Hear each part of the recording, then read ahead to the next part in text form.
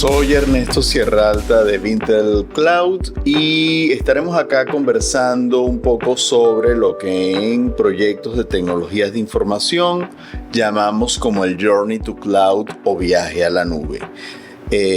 Para entender el concepto y fundamentos de los proyectos de movimientos de cargas tecnológicas a la nube, tenemos que comenzar por entender un poco los elementos de la capa de la infraestructura tecnológica.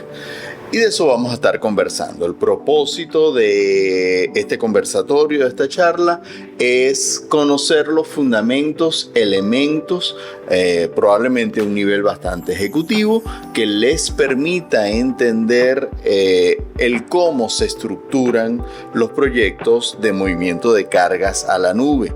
Para ello luego conversaremos un poco de qué es la nube, de cómo se establecen los servicios y de qué tipo de servicios y sus variantes y sabores vamos a encontrarnos en los proyectos. Fundamentos, propósito y términos importantísimos a la hora de establecer proyectos de movimientos de cargas a la nube. Para comenzar a entender los proyectos de migración a la nube, debemos comenzar por entender las capas de la infraestructura tecnológica, ¿no? Para ello vamos a empezar por la primera capa, la capa que llamamos data center o centro de datos o capa física, ¿sí? ¿Qué quiere decir esto? En algún lugar físicamente deben estar instalados nuestros equipos de tecnología. Llámense equipos de comunicaciones o cualquier tipo de equipos. Debe tener un sitio donde se hospedan esos equipos. A ese sitio lo vamos a llamar data center. Es la capa de infraestructura física. Aquí solamente estamos hablando de espacio y componentes físicos. Ahora bien, ese data center no solamente debe entender un espacio físico donde se hospedan los equipos, sino que adicionalmente debe contar con una serie de servicios de infraestructura como energía, como conectividad, como refrigeración para que esos equipos operen en las mejores condiciones posibles. Para ello, no solamente es importante contar con estos servicios, sino garantizar el acceso y la seguridad de esos elementos. Un data center debe contener y debe proveer servicios de acceso e identificación necesarios para garantizar que solamente el personal autorizado accede al data center. Conclusión: data center, capa de infraestructura y espacio físico con elementos de continuidad operativa que le permitan, valga la redundancia, operar efectivamente. Una vez que disponemos de esa capa física, ese data center, la siguiente capa contempla elementos de redes y almacenamiento. Todo elemento tecnológico y computacional determina una interconexión con otros elementos. Se comporta, se relaciona con otros elementos. Un servidor almacena información en un almacenamiento. Una base de datos da respuesta a unas aplicaciones. Unas aplicaciones deben conectarse a una base de datos para buscar información. Así que tenemos una serie de elementos que necesitan interconectarse. Para esa interconexión se define una capa física de conectividad y almacenamiento. Así que en esa capa de redes que se despliega sobre ese data center, se entiende la interconectividad entre los componentes y la capa de almacenamiento. Ahora bien, en todas las capas hay algo en común: la seguridad. Nosotros tenemos que garantizar que lo que ocurre en esa capa ocurra de manera segura y protegida. Aquí es donde empezamos a interactuar con elementos como la encriptación. Yo debo garantizar que mi capa de conectividad opere bajo mecanismos de encriptación que permitan proteger los datos en ese transporte de ir y venir entre un componente y otro.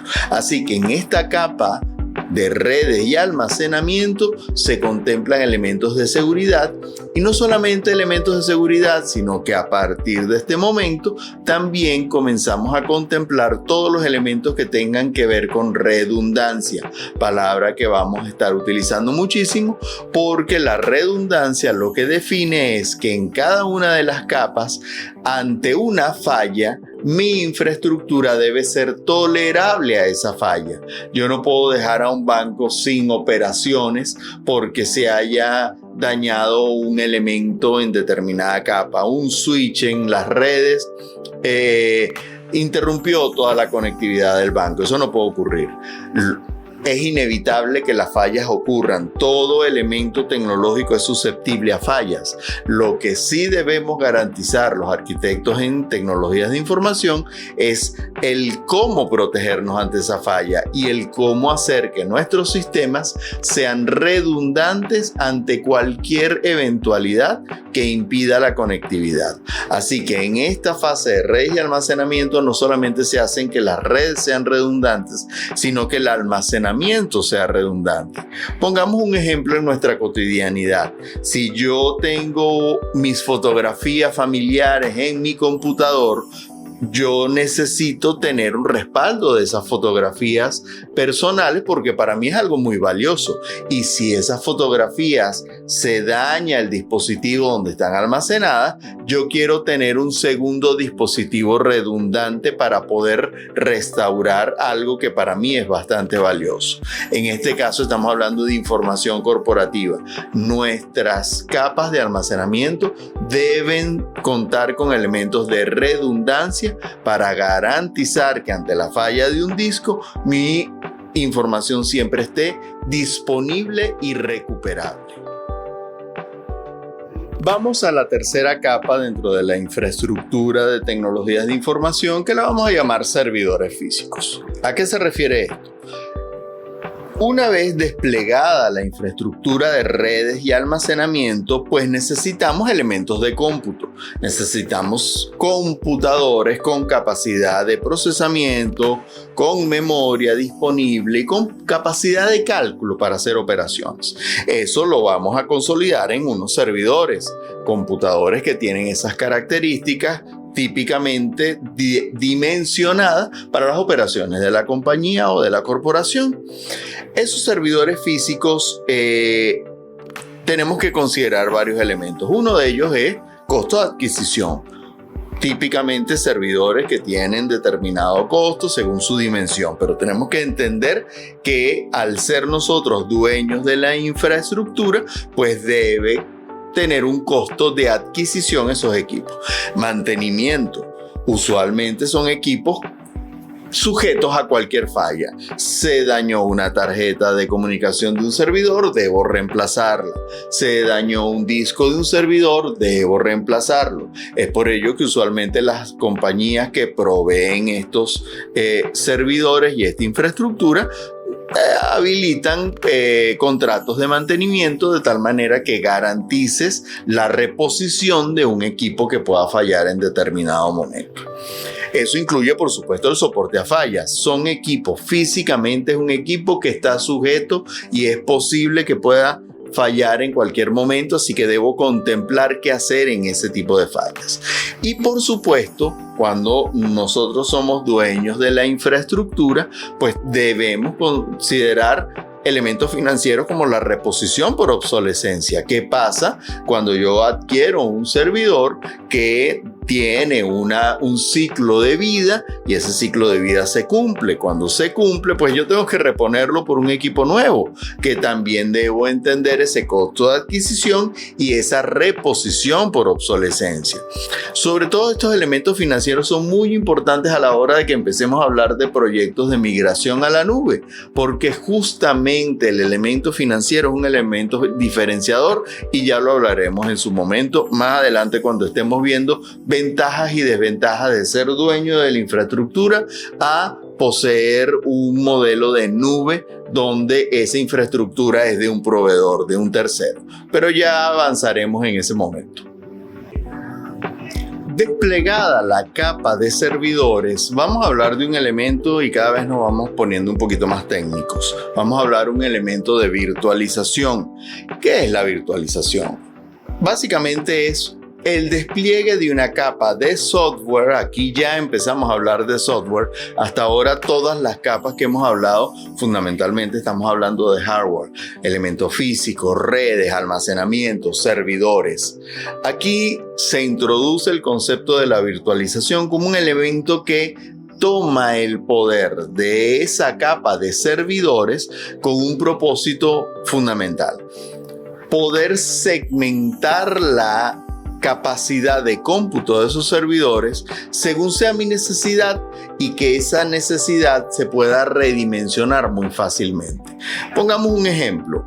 Imagínate que yo tengo un equipo con 20 procesadores disponibles físicamente, pero yo necesito que ese servidor funcione virtualmente como si fuesen varios, porque probablemente esa capacidad de cómputo la puedo segmentar en varios propósitos. A lo mejor necesito un servidor para el correo electrónico de mi compañía y destino de esos 20 procesadores del servidor, destino 2 procesadores para ese propósito.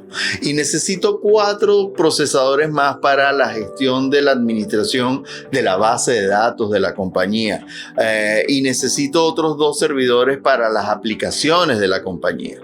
Entonces, esta capa de virtualización gestiona los recursos físicos de un equipo para poderlos desplegar virtualmente, como si ese servidor lo convirtiese en varios servidores pequeñitos.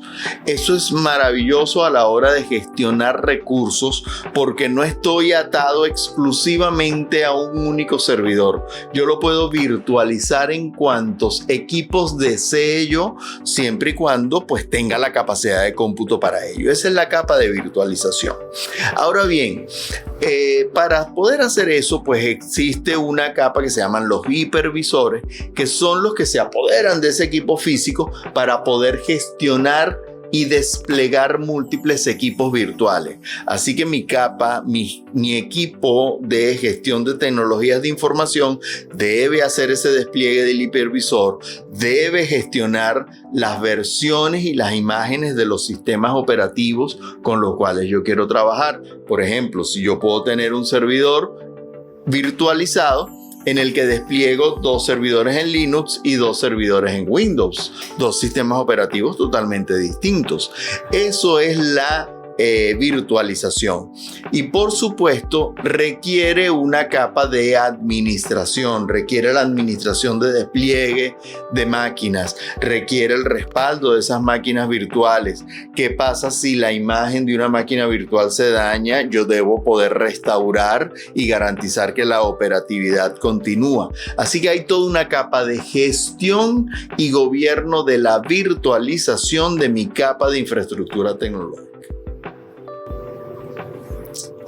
En la capa anterior de virtualización hice mención a que yo podría tener múltiples sistemas operativos virtualizados en las máquinas según mi necesidad. Es por ello que esta siguiente capa la vamos a llamar los sistemas operativos. ¿Con qué sistemas operativos trabajo yo en mi infraestructura tecnológica? Pueden ser muy variados. Así que en la administración de sistemas operativos debo contemplar la gestión de actualizaciones. A todos nos ha pasado, si usted utiliza un computador personal, probablemente que tiene Windows, debe haber ocurrido que en algún momento usted encendió su máquina y su máquina le dice: espera un momento que estoy aplicando una actualización al sistema operativo. Eso ocurre en todos los sistemas operativos, en Windows, en Mac, en Linux, etcétera, ¿no? Una actualización básicamente es una mejora, es una corrección a algo que pudo haber tenido un problema en su primera liberación y se corrige. Esas correcciones pueden ser correcciones asociadas a seguridad, alguna vulnerabilidad detectada en el sistema operativo que es corregida, así que debe aplicarse alguna actualización. Así que los sistemas operativos son esa capa que administra físicamente mi equipo, llámese un equipo físico o llámese un equipo virtual, como en la capa anterior acabamos de ver. Así que debemos entender la gestión de actualizaciones, la configuración de un sistema operativo para reforzar su seguridad, los mecanismos de respaldo y recuperación dentro de ese sistema operativo. Volvemos al ejemplo de un usuario final que tiene su máquina personal y tiene sus fotos y videos familiares, información muy preciada por ese usuario. Él debe contar con los mecanismos necesarios para respaldar y recuperar esa información ante la falla de un equipo.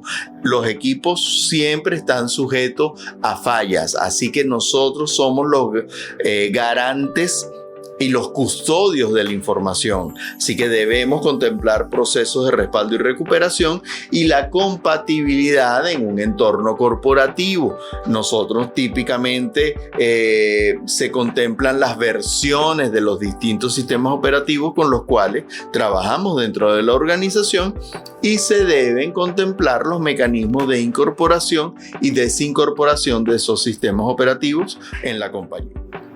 Una vez que se despliegan esos sistemas operativos, usualmente se hacen con un propósito. Pueden ser muy variados esos propósitos. Yo puedo tener equipos cuya función es la edición gráfica, para el diseño gráfico, para la generación de información, para la administración de base de datos. Pueden haber muchos propósitos. En nuestro entorno corporativo, tal vez los dos propósitos más comunes dentro del despliegue de servicios que se instalan sobre la capa de los sistemas operativos podrían ser los gestores de bases de datos, ¿sí? Capa de software diseñada para la administración de toda la información de la compañía, y la capa denominada middleware o capa media, capa diseñada para equipos y servidores que despliegan las aplicaciones o los sistemas con los cuales trabaja la compañía. Esa capa de igual manera tiene elementos administrativos que gestionan la instalación de ese tipo de software administrativos de bases de datos, Data Warehouse para la gestión analítica de información, los servidores de capa media para los sistemas financieros de la compañía o de gestión de información de clientes, según sea el caso. Esos sistemas y esa capa de gestión de bases de datos y del middleware, importantísimo. En todas las capas hemos hablado de un elemento en común: la seguridad. Toda esta capa de bases de datos debe contar con reforzamiento de elementos de seguridad que garantice que los datos solamente son accedidos por las personas autorizadas a ello, que no se expone información sensible, que no hay personal que no tenga los debidos permisos para acceder a determinada información. Ahí hablamos de reforzamiento de seguridad, al igual que respaldo y recuperación de mis datos. Si hay un problema con una base de datos, yo debo tener todos los procedimientos necesarios para asegurar que esa información está debidamente respaldada y que yo no perdí ni una sola transacción de esa información. Imaginemos un banco. Siempre ponemos el banco como un elemento dentro de las charlas porque obedece a una gestión de información muy compleja. Imagínense que un banco les diga: ay, perdí la información desde el día lunes 1 hasta hoy. Vuelva a hacer la transacción que hizo antes, vuelva a transferirle a su proveedor, vuelva a recibir un pago. Eso sería inaudito, ¿no? Dentro de una gestión de información. Así que todos y cada una de las gestiones de información debe garantizar esa consistencia de información y debe garantizar que las transacciones no se pierdan. No es tolerable a fallos. Probablemente hay sistemas más tolerables a fallos, pero otros no. Así que en esa capa de gestión debe garantizar respaldo y recuperación, reforzamiento de seguridad y el monitoreo y rendimiento. Es muy común en sistemas, es probable que ustedes hayan oído algún escenario en el que hay un usuario que dice que su sistema está trabajando un poco más lento del usual. Puede ocurrir. Lo que debemos garantizar desde las áreas de tecnología es cómo monitorear ese rendimiento y encontrar el lugar, el cuello de botella que se está generando en las transacciones para poder responder ante un problema de rendimiento. Esa es nuestra capa de bases de datos y de middleware. Sobre esa capa de bases de datos y middleware es donde viene tal vez la capa común para todos los usuarios dentro de la organización. He estado hablando de muchos elementos que probablemente son naturales para gente de infraestructuras de información, gente de IT o de IT, como lo quieran llamar. Pero tal vez esta capa es la capa en la que todo el universo de usuarios tiene contacto de alguna u otra manera con esa capa. Y es la capa de aplicaciones. Vamos a poner un ejemplo. Un contador de la empresa pues accede a su sistema financiero para emitir balances y hacer analítica financiera. Un analista de cuentas por cobrar entra a su sistema para poder hacer un reporte de cuáles son las cobranzas que tiene pendiente por hacer. Un gerente de ventas entra a su sistema de gestión de información con el cliente para saber qué cosas se le han vendido a determinado cliente y hacer proyecciones de ventas. Así que todo el mundo usualmente en una empresa tiene contacto con algún tipo de aplicación o sistema. Ahora, a ver, si hablamos en términos de funciones que debe hacer el equipo de infraestructura de tecnologías de información para habilitar una aplicación, pues por supuesto tiene pasos asociados a la configuración de ese sistema, al control de cambios de ese sistema. ¿Qué pasa si un sistema sufrió un cambio porque cambió un proceso y un usuario solicitó una nueva funcionalidad? Pues bueno, debe existir el debido control de cambios para garantizar que el cambio fue probado efectivamente, que no distorsiona ningún tipo de información, que esa información no está disponible por medios del sistema a través de personas que no estén debidamente autorizadas, etc. Así que esa capa de aplicación tiene todo un gobierno.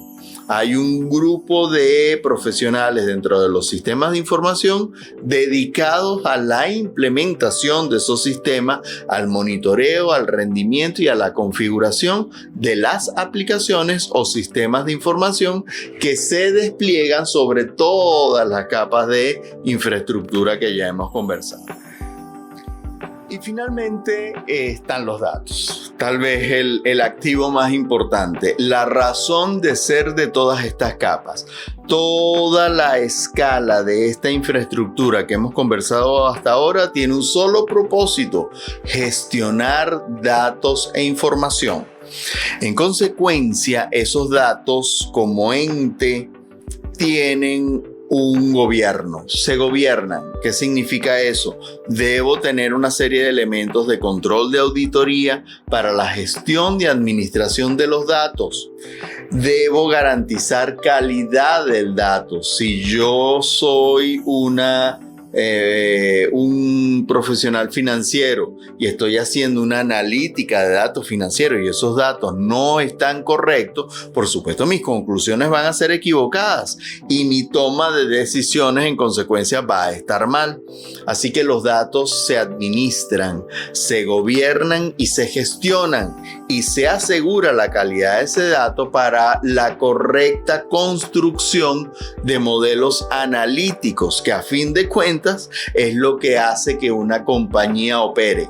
La toma de decisiones, la interpretación de los datos con propósito de toma de decisiones. Así que toda la infraestructura tecnológica, desde el data center, el mundo físico, el espacio físico donde están mis equipos, hasta las aplicaciones como sistemas de gestión, de administración de esos datos, su única función es garantizar que el dato exista, se administre, sea correcto y sea de utilidad para la empresa.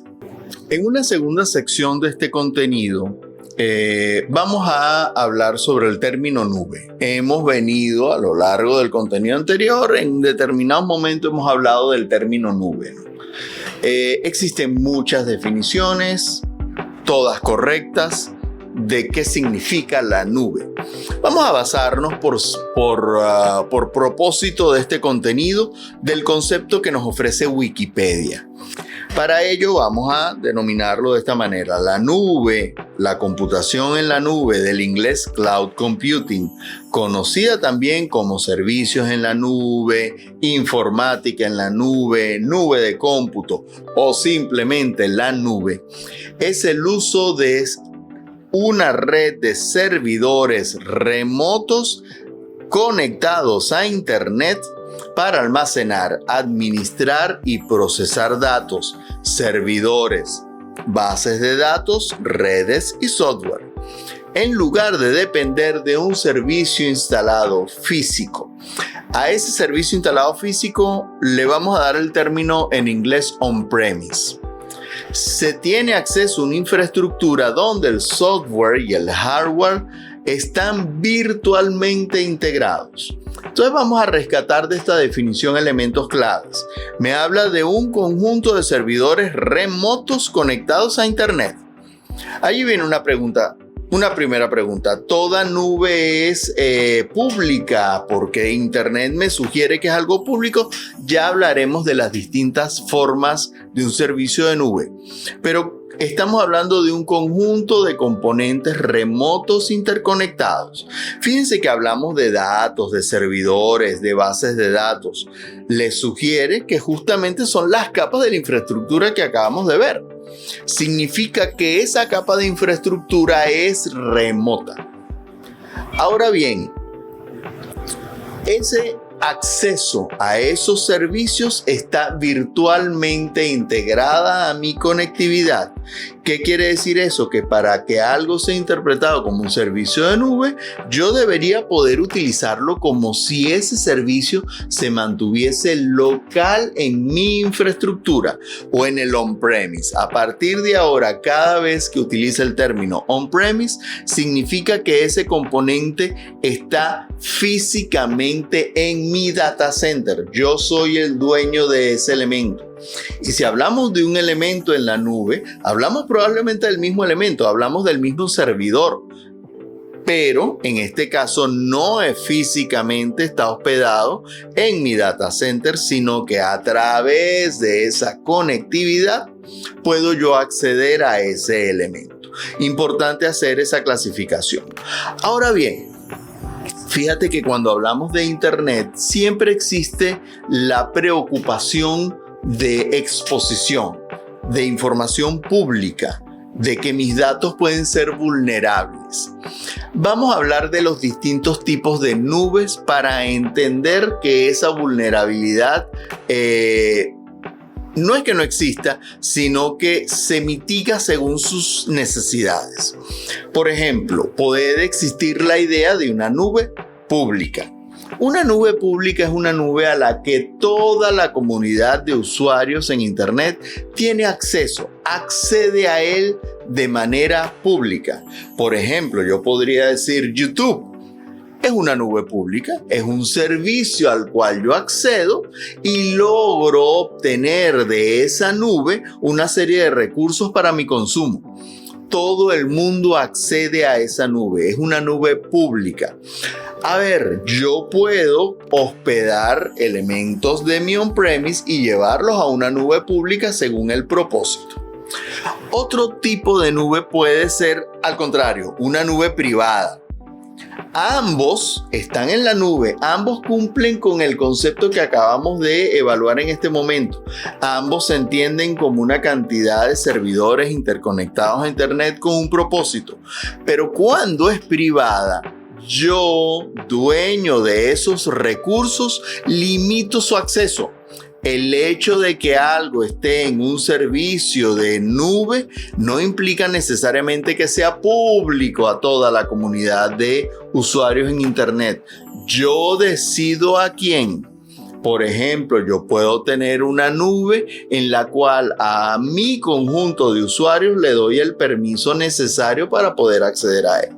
Por ejemplo, un banco habilita sus servicios de banca electrónica y no todos los usuarios de Internet acceden a servicios de ese banco. Solamente acceden a aquellos usuarios que tienen una cuenta con ese banco.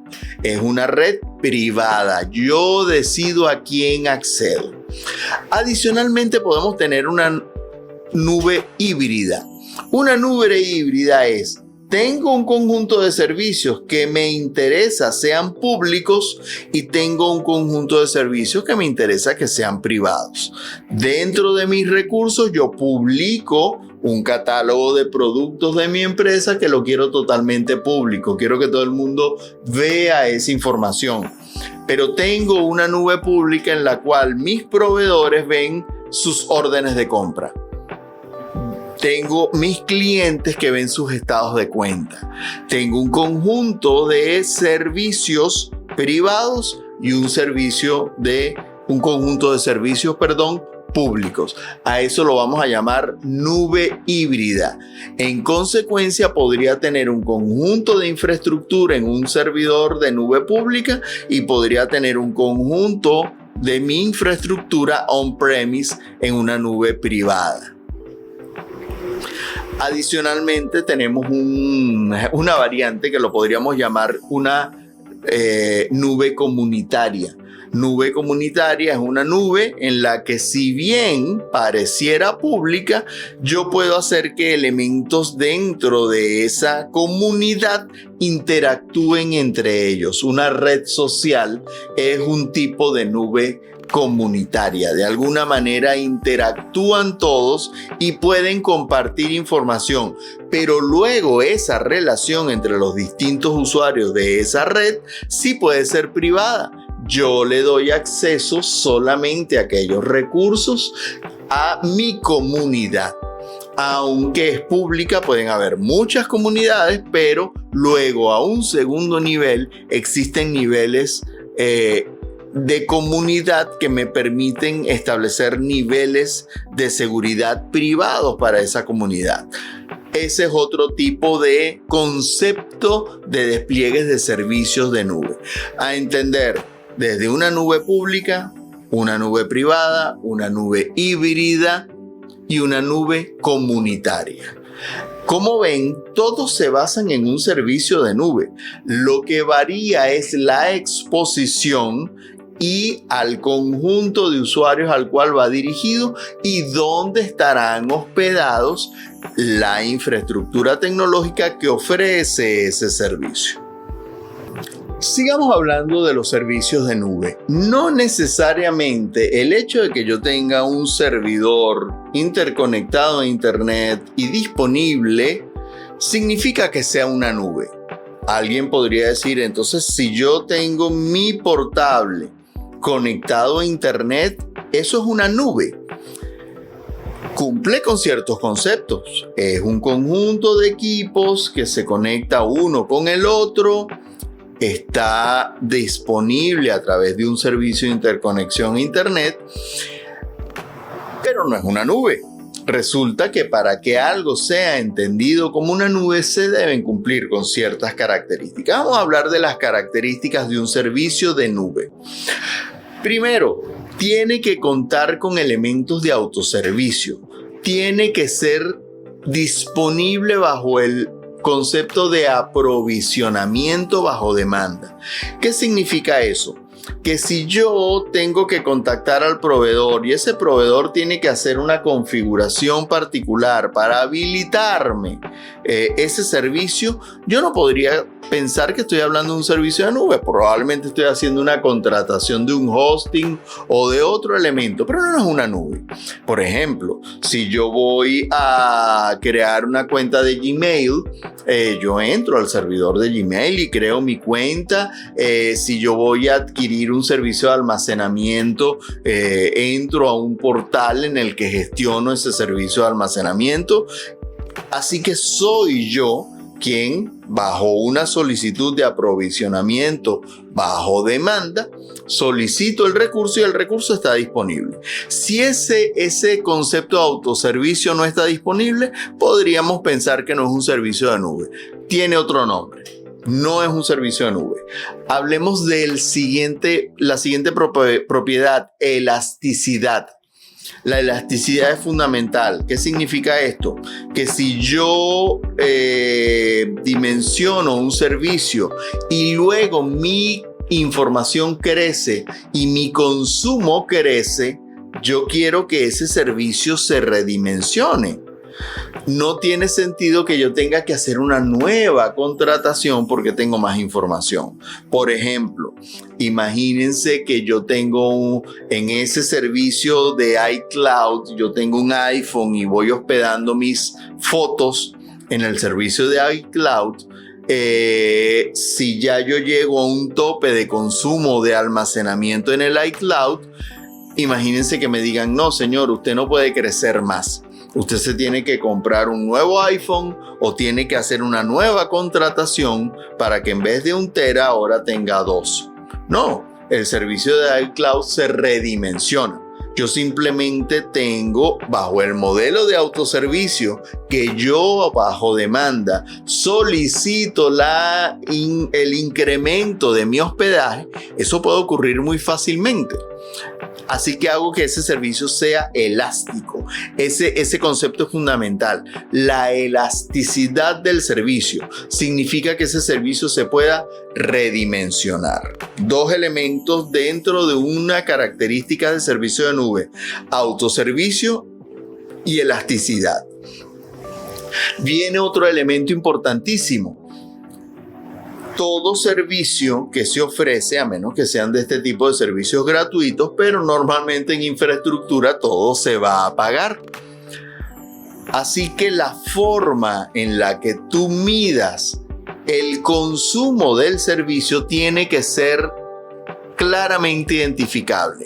Por ejemplo, si yo consumo almacenamiento y ese servicio tiene una métrica de consumo que es cantidad de teras por consumo, te cuestan tal cantidad de dólares, maravilloso, yo tengo claridad. Yo sé que si yo consumo 5 teras de almacenamiento voy a pagar una métrica al mes, pero si consumo 10 teras de almacenamiento voy a pagar otra. Por ejemplo, si yo despliego un servidor que tiene 5 cores de procesamiento y tiene 20 gigas de memoria, eso tiene una métrica de consumo. El día de mañana que yo necesite redimensionar ese servidor y en vez de decirle que tenga 5 cores de almacenamiento, ahora quiero 10, sé cuánto me van a cobrar por eso. Así que tiene que haber una clara métrica de consumo. Es una propiedad de la nube. Otra propiedad asociada a lo que vimos en la infraestructura es la virtualización.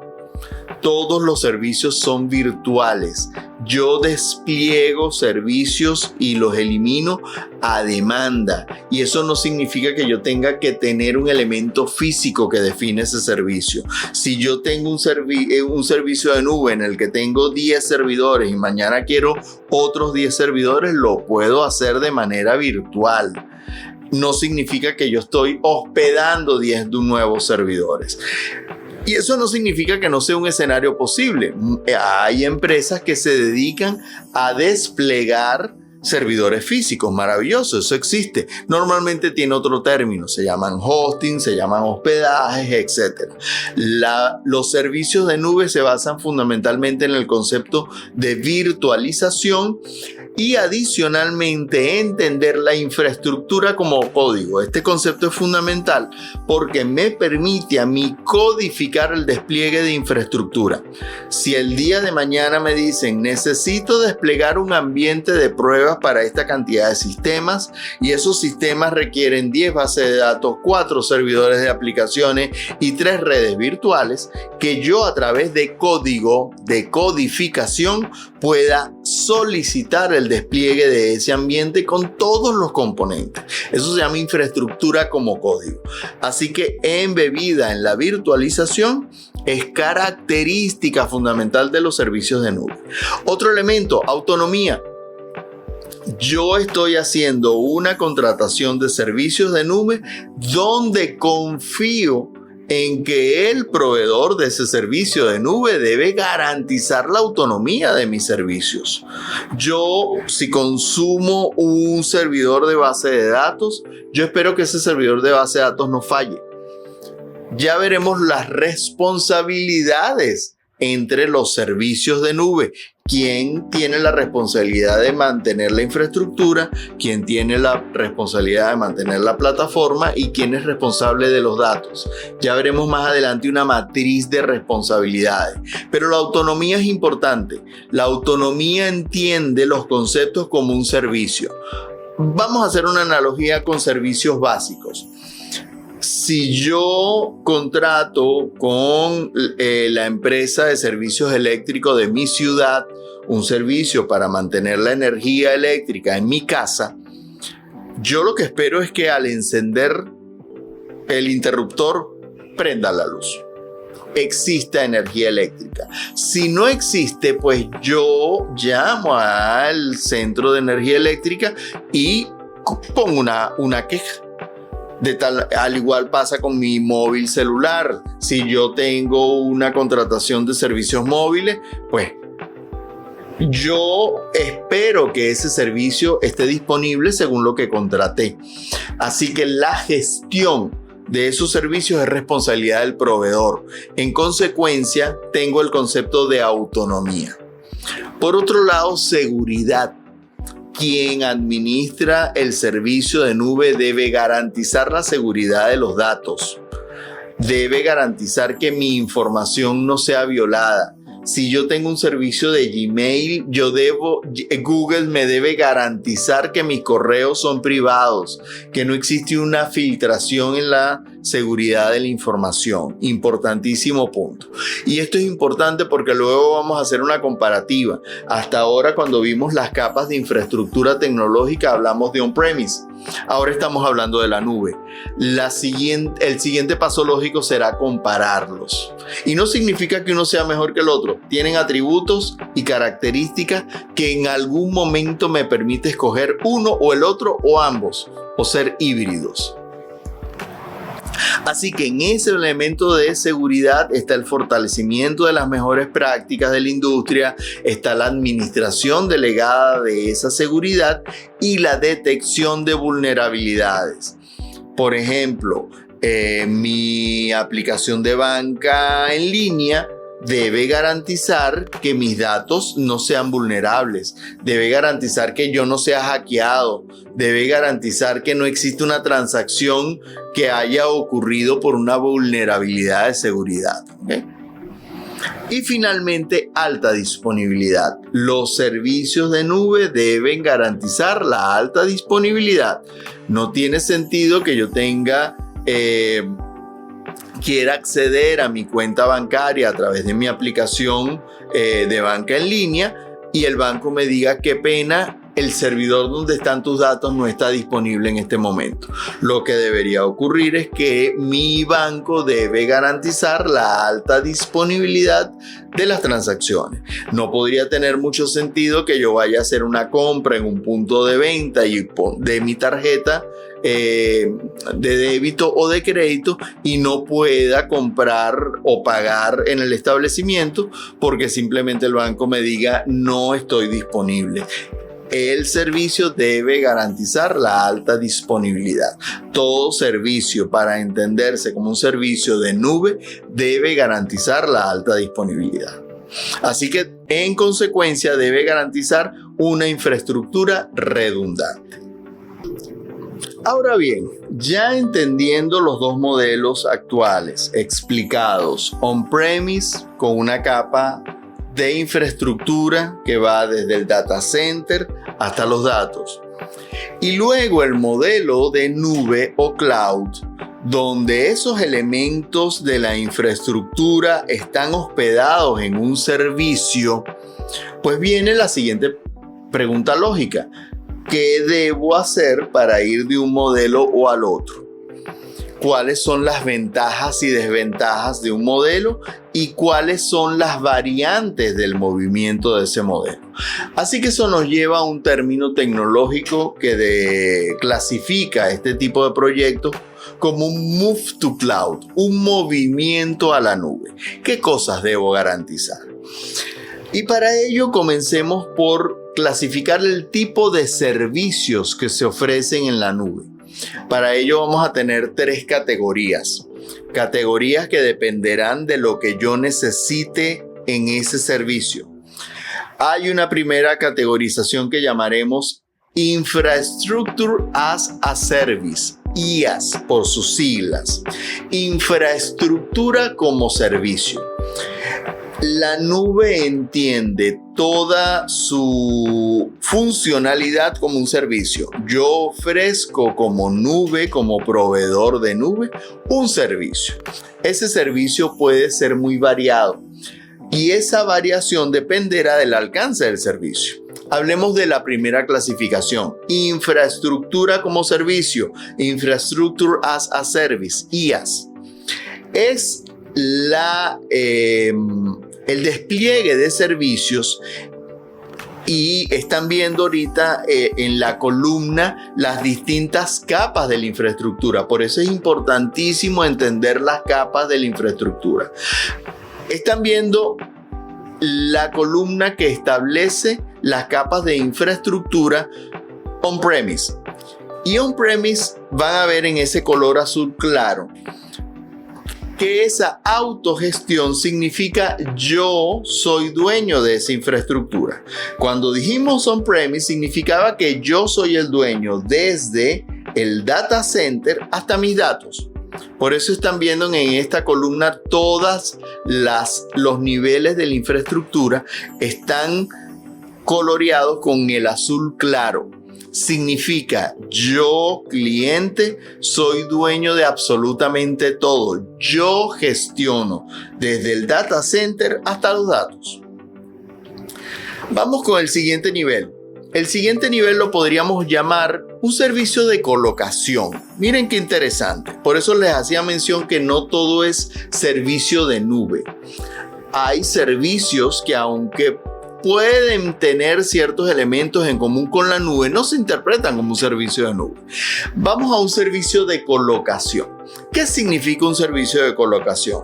Imaginemos que yo quiero que toda mi infraestructura tecnológica la coloque en un data center, pero ese data center no es mío, es de un tercero. Así que básicamente yo estoy, entre comillas, rentando un data center. Yo lo que estoy es rentando el espacio físico donde van a ir mis servidores, mis elementos de almacenamiento, mis redes. Eso lo vamos a llamar servicio de colocación. Y es por ello que ven en la columna que les estoy mostrando en este momento que el nivel de la arquitectura que dice centro de datos está marcado como responsabilidad del proveedor. Imaginemos que yo tengo un data center que no cumple con ciertas regulaciones. Por ejemplo, a lo mejor mi data center no tiene contingencia eléctrica. Yo no tengo una planta eléctrica para que mi data center se mantenga energizado ante una falla de luz. Así que voy donde un proveedor que sí tiene ese data center energizado y le digo, réntame el espacio. Lo que va dentro del data center es mío, es mi responsabilidad, son mis equipos, son mis redes, son mis servidores. Yo estoy colocando, y por eso es que ese tipo de contratación tiene ese nombre, colocación. Yo estoy colocando mis equipos en tu data center. Interesante. Nivel marcado como responsabilidad del proveedor, el centro de datos. El proveedor es el responsable del mantenimiento del centro de datos. De allí para arriba sigo siendo yo el responsable. Yo soy el responsable de la configuración de las redes. Yo soy el responsable del mantenimiento de los servidores físicos. Yo soy el responsable de la virtualización y de ahí hacia arriba sigo siendo yo como autogestión el responsable del mantenimiento de los niveles de la infraestructura. Vamos con el siguiente nivel. Hosting. Probablemente han escuchado mucho ese término. Voy a contratar un hosting para mi página web. ¿Qué significa eso? En este caso, el proveedor es responsable de qué capas? De la capa del centro de datos, de las capas de las redes y de los servidores. Él te habilita esas 3 capas para que tú luego, sobre esas 3 capas, despliegues tu virtualización, despliegues tus sistemas operativos, tus capas medias, tus aplicaciones y tus datos. Proveedor es responsable hasta la capa de los servidores físicos. Si un servidor físico en el data center sufre un daño, es el proveedor el responsable de garantizar el reemplazo de ese servidor y de garantizar la alta disponibilidad de estos servidores. Luego, yo como cliente soy responsable de la virtualización hacia arriba. Eso se llama hosting. Luego vamos por fin en un cuarto nivel a lo que sí empezamos a entender como un servicio de nube. En este caso vamos a ver el primero, IaaS, Infrastructure as a Service. Cuando yo hago una contratación de un servicio en su modalidad IaaS, el proveedor es responsable inclusive hasta la virtualización de la capa de infraestructura. Por eso se llama Infrastructure as a Service. ¿Qué significa eso? Que el proveedor es el responsable de desplegar infraestructura. De ahí hacia arriba, el cliente es responsable de los sistemas operativos, de sus bases de datos, de sus aplicaciones y de sus datos.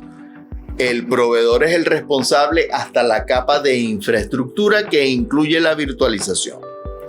Luego viene un segundo nivel de servicio de nube que llamamos PaaS, Platform as a Service, plataforma como servicio. La plataforma incluye ahora el despliegue hasta de las bases de datos y del middleware. Por ejemplo, si yo necesito una base de datos, entro a un servicio de nube y le digo a ese servicio de nube, necesito una base de datos. Yo no soy responsable del sistema operativo de esa base de datos, no soy responsable de la virtualización. Yo lo único que necesito es un servicio de base de datos. Así que tu proveedor eres responsable del despliegue hasta esa base de datos. Yo, cliente, soy responsable de las aplicaciones y de mis datos. Miren cómo a medida que vamos avanzando en el servicio a contratar, el proveedor es responsable de más cosas. ¿Es bueno o es malo? Todos son buenos. Lo único que va a depender es de tu necesidad. Por ejemplo, si tu necesidad es solamente de colocar tu infraestructura en un data center, pues tú no necesitas ningún servicio IaaS ni PaaS. Tú lo que necesitas es un servicio de colocación. Entonces, por eso es que es importantísimo tener claro el alcance de los conceptos de los servicios para poder entender cómo mi proyecto puede ser exitoso. Vamos al último nivel de servicio en nube que se llama SaaS, Software as a Service. Allí yo estoy contratando absolutamente todo. Lo único de lo que yo soy dueño son de mis datos. Pero yo estoy contratando inclusive hasta una aplicación. Pongamos un ejemplo. Yo necesito un sistema financiero.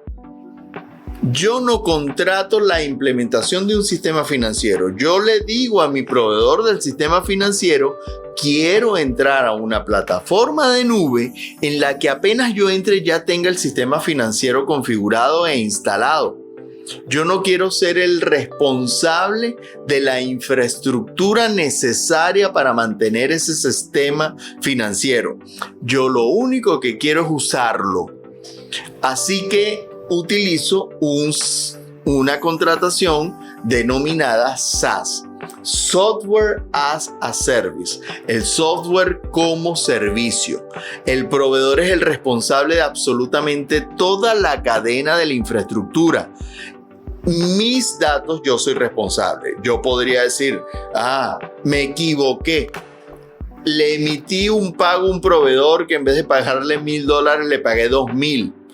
Eso no es responsabilidad del proveedor del software. Fue responsabilidad de tus datos. Tú eres el dueño de tus datos. Yo soy el dueño de las aplicaciones y soy responsable porque esas aplicaciones funcionen. Qué interesante. Entonces, de esta manera podríamos clasificar esta matriz de responsabilidades según el tipo y el nivel del servicio que deseo contratar. Desde servicios de colocación, solamente haciendo contratación de un data center como espacio físico, hasta el último nivel, hasta el nivel en el que hablamos del software como servicio. Esa es esa matriz de responsabilidades. Fundamental entenderla a la hora de empezar un proyecto de migración a la nube, porque es el que nos hace saber cuál es el tipo de servicio al cual yo quiera acceder. Y sobre ellos hay una sola cosa única: los datos. Los datos siempre son nuestra responsabilidad como clientes, siempre. Por ello es que tenemos que tener un elemento que en los marcos de trabajo de infraestructuras de tecnología de información se llama el gobierno de datos. El gobierno de datos significa cómo administro mis datos, cómo los diseño, cómo garantizo la calidad del dato, cómo aseguro el dato, cómo aseguro que las personas correctas accedan a los datos que han sido autorizados para ellos. Así que hay toda una gestión de gobierno de datos en los cuales empresas especializadas asesoran a los clientes a la hora de entender ese marco de trabajo de gestión de gobierno de datos. Hablemos de los últimos 3 niveles de servicios de nube. Hablamos de IaaS como infraestructura como servicio, de PaaS como plataforma como servicio y de SaaS como software como servicio. ¿Quiénes son los usuarios y la comunidad profesional que consume típicamente qué tipo de servicios? Cuando hablamos de IaaS, quien consume este tipo de servicios típicamente son administradores de infraestructura de tecnologías de información, porque recuerden, IaaS es yo, proveedor de nube, llego solamente hasta la infraestructura. De infraestructura hacia arriba, tú despliegas los servicios, tú eres el responsable cliente. Así que estos administradores de infraestructuras de IT, a través de proveedores de nube como Oracle, a través del Oracle Cloud Infrastructure, Microsoft a través de un servicio que llama Azure, Google a través de Google Cloud Platform, Amazon a través de AWS, son proveedores de infraestructura como servicio.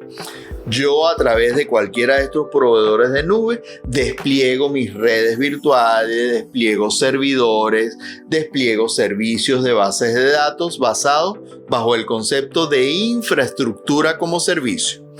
Ahora, si nos vamos al mundo de Platform as a Service, típicamente quien consume este tipo de servicios son desarrolladores de aplicaciones.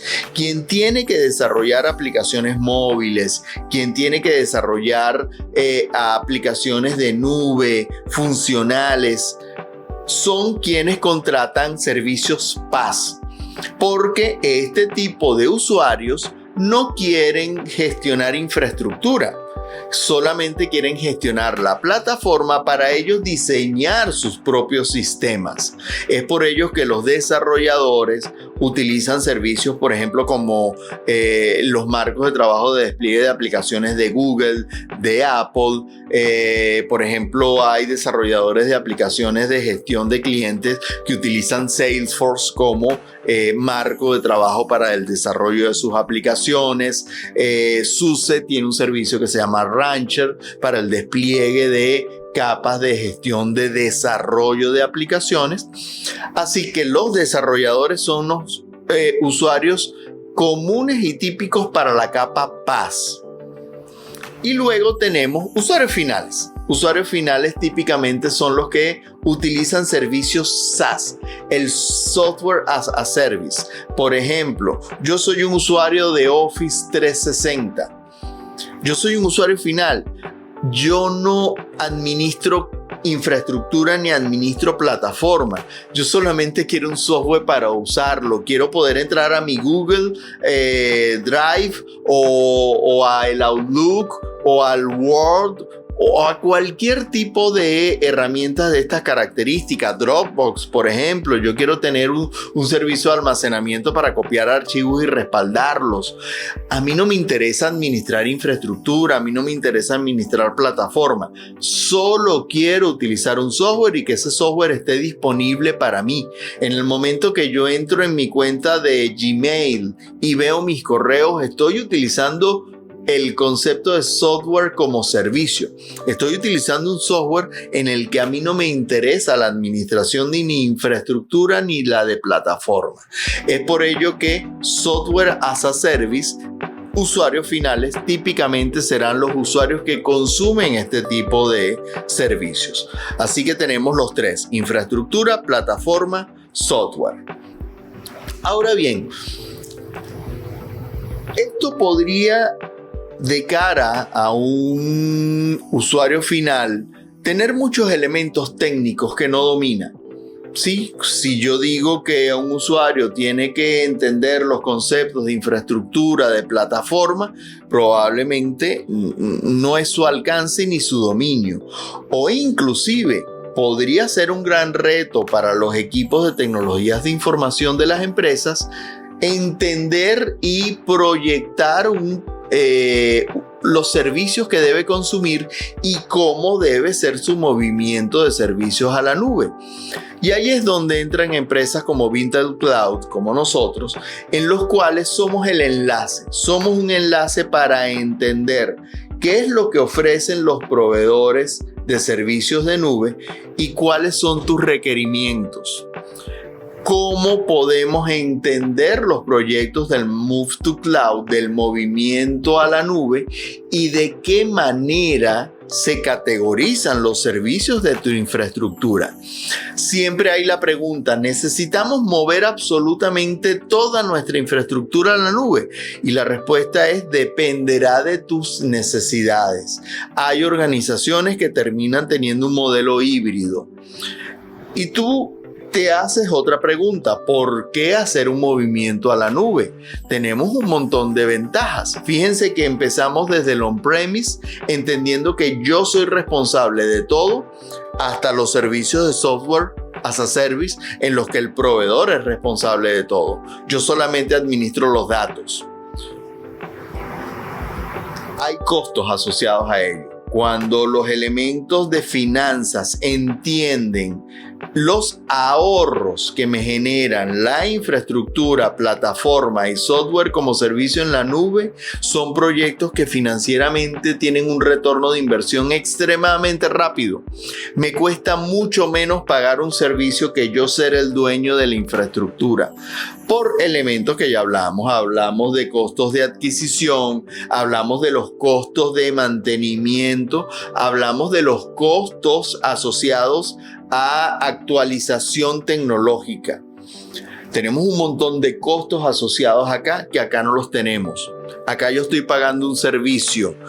Uno siempre hace la analogía como si fuese este tipo de servicios de leasing automotriz, en los que yo estoy pagando una cuota y hoy tengo un carro y mañana lo quiero cambiar y simplemente voy al leasing y digo, señor, ya salió la nueva camioneta de este año, pues toma la camioneta del año pasado, dame una nueva. Y yo no pago $1 más, yo estoy pagando un servicio de renta, por llamarlo de alguna manera, que asegura que yo tenga lo último en términos tecnológicos. Si el día de mañana sale una generación nueva de servidores, mi proveedor de nube me la va a ofrecer y me va a ofrecer el reemplazo de lo que tengo en base a algo nuevo. Si salen nuevas versiones de un software, yo no quiero ser el dueño del software, yo quiero rentarlo y yo quiero tener un servicio que me garantice que ese software está en funcionamiento, que es altamente disponible. Entonces hay un montón de mejoras. Todo está sujeto a que sea nube pública, ¿no? A lo mejor hay ciertos elementos que yo quiero mantener en on-premise por seguridad, por latencia de datos, por velocidad. Así que termino haciendo un proyecto híbrido. ¿Qué papel juegan empresas de tecnologías como Vintel Cloud, como nosotros, en este propósito? Asesorar a las empresas en cómo debe ser un proyecto de movimiento a la nube. Ese es nuestro gran valor agregado en este tipo de proyectos. Arquitecturas de proyectos del Move to Cloud e inclusive la administración delegada de esos servicios. Si tu organización no cuenta con todo el equipo necesario profesional para administrar esta infraestructura, cuenta con empresas como Vintel Cloud para la administración delegada de esos servicios y servimos como un puente a los servicios de nube pública. Inclusive, cada vez es más común, hace un momento les hablé de los distintos proveedores de nube pública que pueden existir, cada día es más común que mis proyectos tengan la necesidad de contar con proveedores múltiples de nube. Por ejemplo, me podría interesar los servicios de base de datos de Oracle en el Oracle Cloud Infrastructure, pero el marco de trabajo de desarrollo de aplicaciones en AWS de Amazon y los servicios de identidad a través de Microsoft con Azure. Probablemente yo necesite un proyecto con múltiples proveedores de nube pública. Entonces pueden llegar a ser proyectos retadores, tecnológicamente retadores.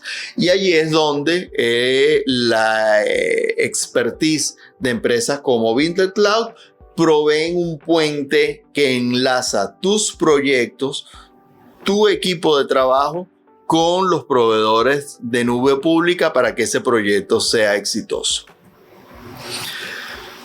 Muchísimas gracias. Un gustazo para mí haber compartido con ustedes estos datos y demás está decir, síganos en nuestras redes sociales, suscríbanse al canal, comenten, quedamos abiertos a cualquier pregunta que puedan hacer y bienvenidos a nuestra comunidad.